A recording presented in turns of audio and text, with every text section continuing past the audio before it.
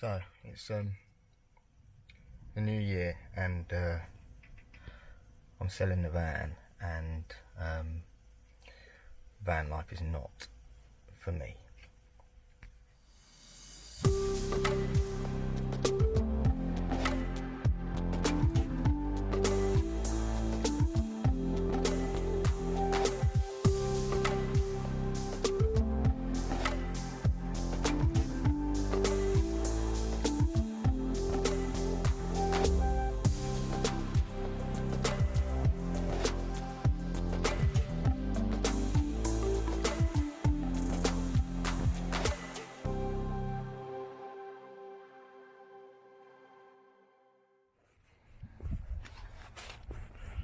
So, yeah, I've decided to sell the van. Hang on, I need to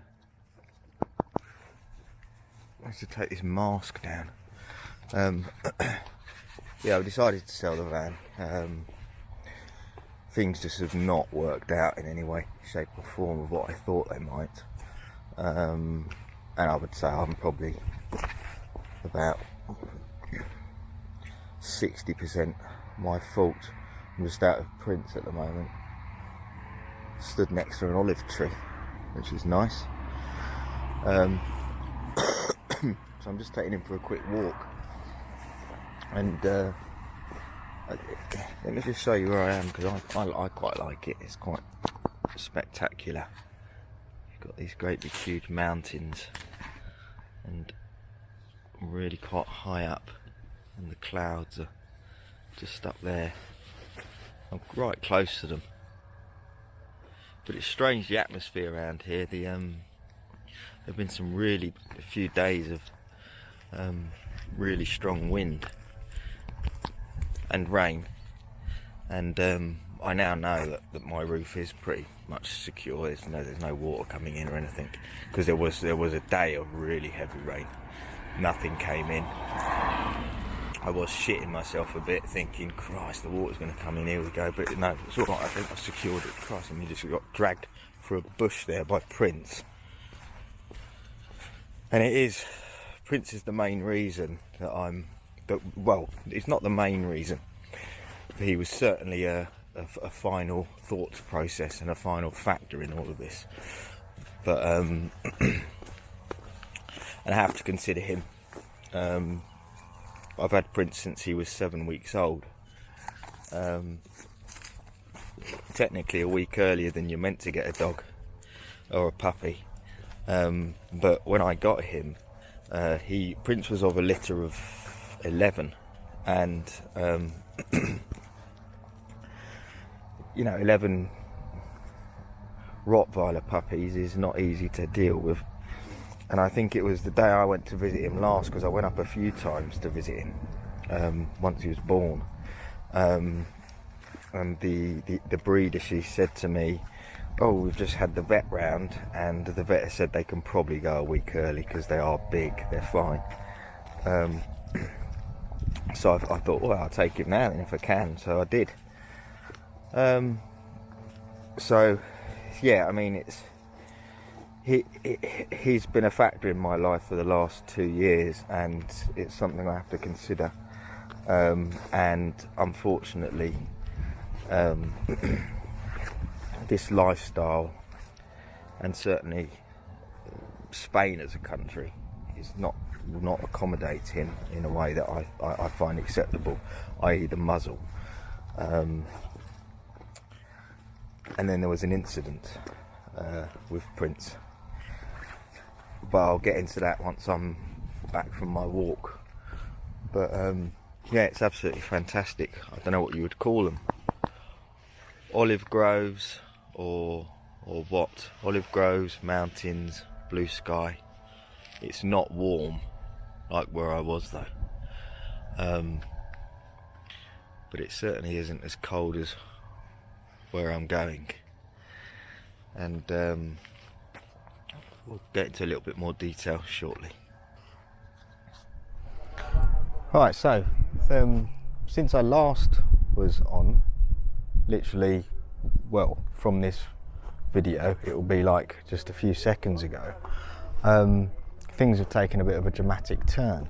I'm now not going anywhere, and I'm still going to sell the van, but I can't actually go anywhere at the moment because Spain seems to have gone into some or where I am in Spain seems to have gone into a pretty dramatic lockdown. So I'm going to have to stay here now for at least another week, it looks like. But I seem to have met a lovely family that here and stuff, and they understand the situation, so that's it, and that's the way it is. There's nothing more you can change. I'll just go back into the van and then look who it is. Get back in. Right, so actually, believe it or not, following on from the my little walk, I've now found out that I can't actually go anywhere. Pretty much Spain is going into full lockdown. It sounds a bit like this, well, it doesn't sound anything like in the UK, because you've only got tier 4, haven't you? But it sounds to me a bit like they're doing some sort of a tier 5 here. Roads are blocked and everything. So for now I can't actually go anywhere, which is a little bit disappointing. The van is being sold, and I've had enough of van life. It doesn't suit me. I think it's a fantasy. It's trying to escape reality. But I will get into that in a bit, probably in another video, because I think I want to go into some more details about my decision about this van life project. Another main reason I wanted to leave is that Prince is not really, it's not suiting Prince at all, my dog. Certainly here in Spain, he's got to wear a muzzle, which is the rules, and I can understand it. Years and years ago, Rottweilers have created themselves a pretty bad reputation, which I think is a nonsense, knowing Prince now for 2 years, having him since he was 7 weeks, I think he was, yeah. They're not a horrible dog, they're not a dangerous dog. You just need to know what you're able to do and how to be able to treat them. And I've had dogs, I think, probably from the age of about 16, 17. And during that period of having various different dogs, I've been involved in training dogs that are working dogs, professional dogs, from drug searches to bite work to, personal protection. So I know dogs. I've had a range of different dogs. I've never ever had a Rottweiler before, and he is different purely because of the power of him and the size of him. But there was an incident where I was before which prompted me to think, do you know what, for his safety, and that this project can't continue. But at that point I'd already kind of decided the project probably isn't going to continue, because my personal opinion, and I know I'm going to get criticisms of this, and they'll be saying, oh, you don't know anything, just because it didn't work out from you, just because it didn't do this, just because you haven't even given it a try, you haven't even done this. Well, this is my opinion to the people that want to say that before they say that. Van life is bollocks. It doesn't work. It's people trying to escape reality. It's fantasy stuff. And ultimately, I would say that the best part of 95+% of people that do it have probably got pretty severe mental health problems, and that's including me. But for me and my mental health, it will only deteriorate if I try and continue on with this farce or nonsense of van life. The van didn't work out, and it's still to be finished, and that's fine. I attempted to come down here to Spain, and I was made sort of commitments, and people said that they would help out and they would do this, and that didn't work out. But I'll go into far more detail into that anyway, because the reality, I probably would never have come to Spain if people hadn't implied certain things. I would have been better off in France. I could speak the bloody language. I can't speak the language in Spain.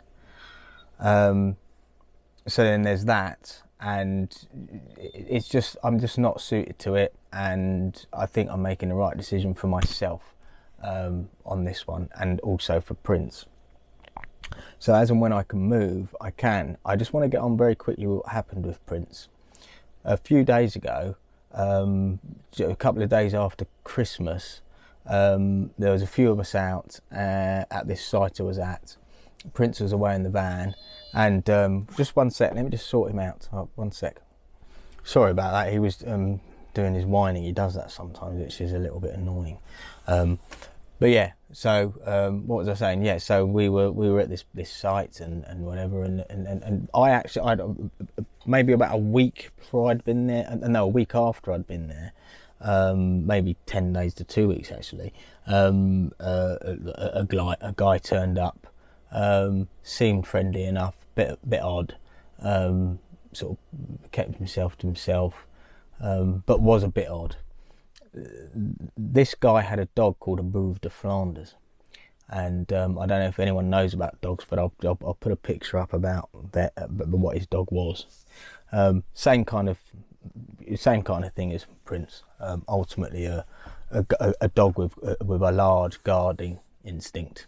So this guy from Belgium, I'll refer to him as Jean-Claude Van Cock. One day he decided to come and have a chat with a few of us over a couple of beers, and then, you know, after about 10 minutes of a chat which lasted about an hour, after about 10 minutes of that chat, it became quite clear that this is probably not the sort of person I want to be around, because he spieled off just how tough he is, aggressive he is. He used to be a bailiff or something like that, quite happily evicts people in Belgium without the authority of the law and all that sort of stuff. But, you know, really everything that I would try and avoid. But he was chatting to us, and then that was it, and then he sort of disappeared off. I then saw an opportunity, because it had been about an hour, to let Prince out of the van. So I let him out of the van, but then I tied him up at a tree which was quite near to where we were sitting.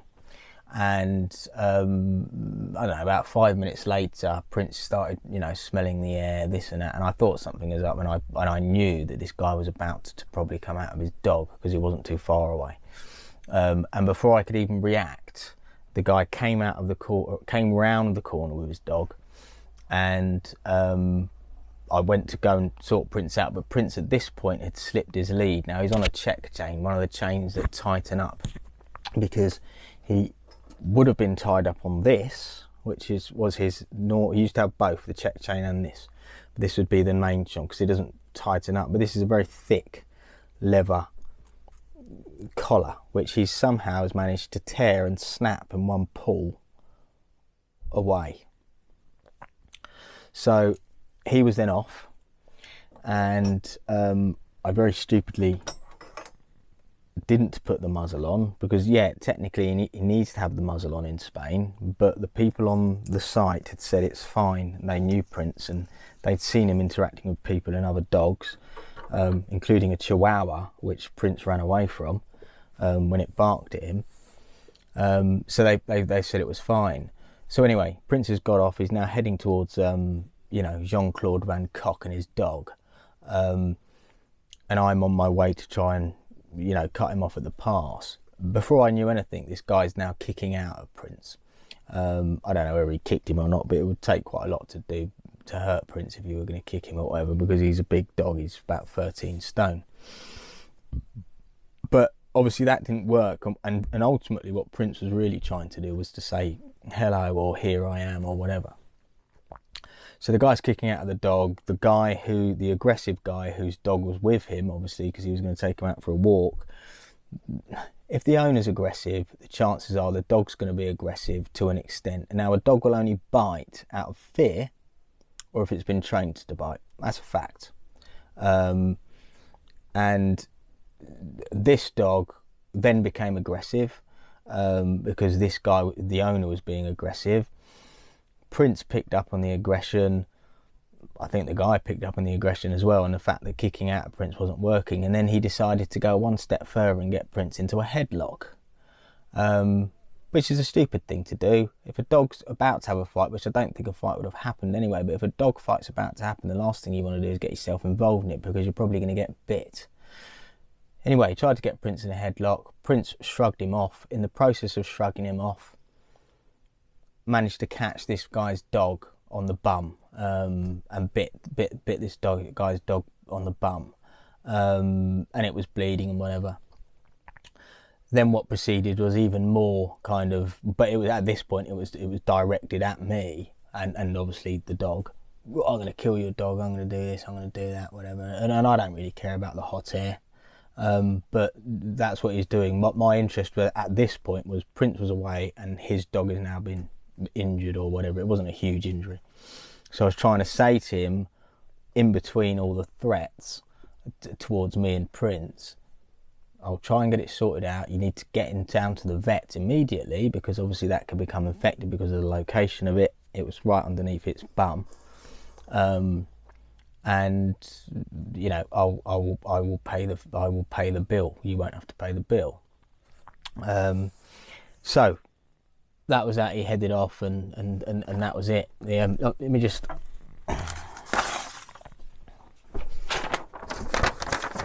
There's the bloody bill from the vet.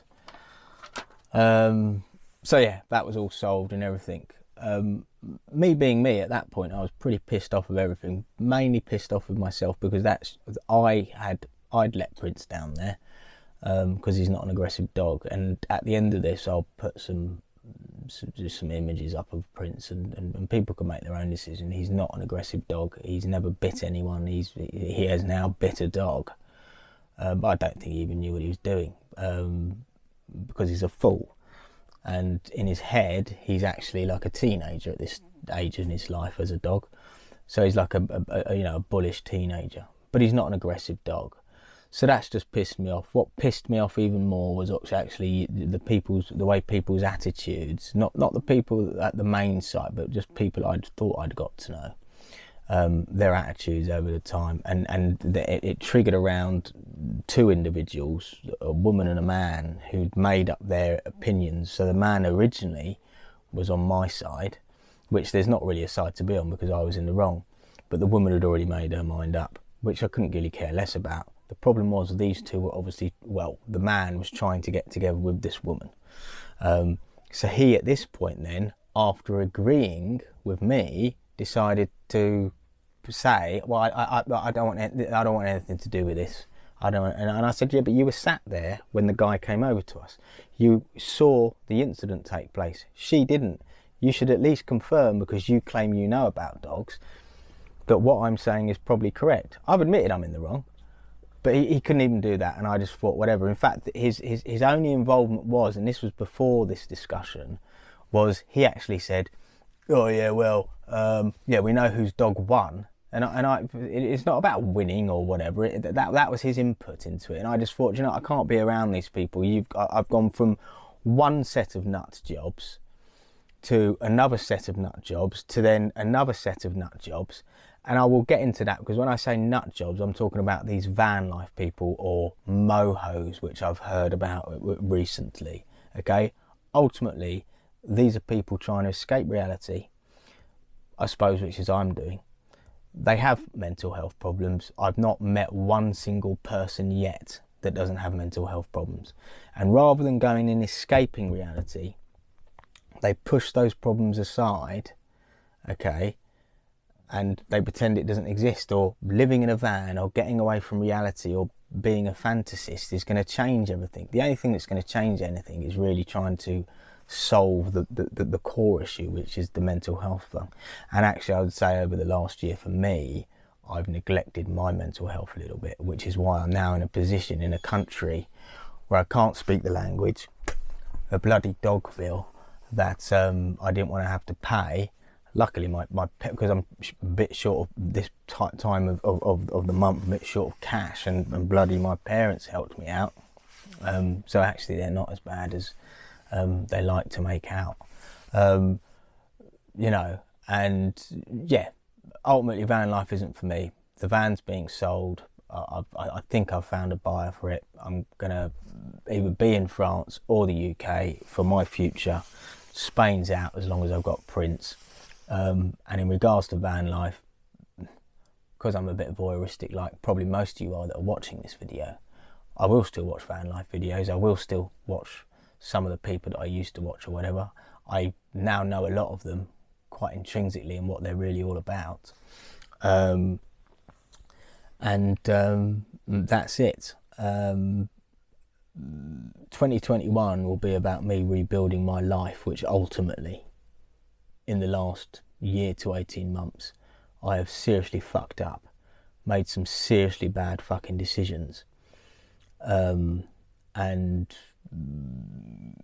I hope that at some point the relationships that I've been involved in damaging, or not all my fault, but I've been involved in, that are damaged at the moment, hopefully at some point there will be a way of rebuilding those bridges.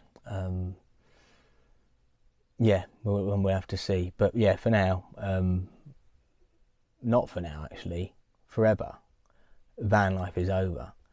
It's not for me, and I think it's a load of bollocks and hot air. And that's a fact.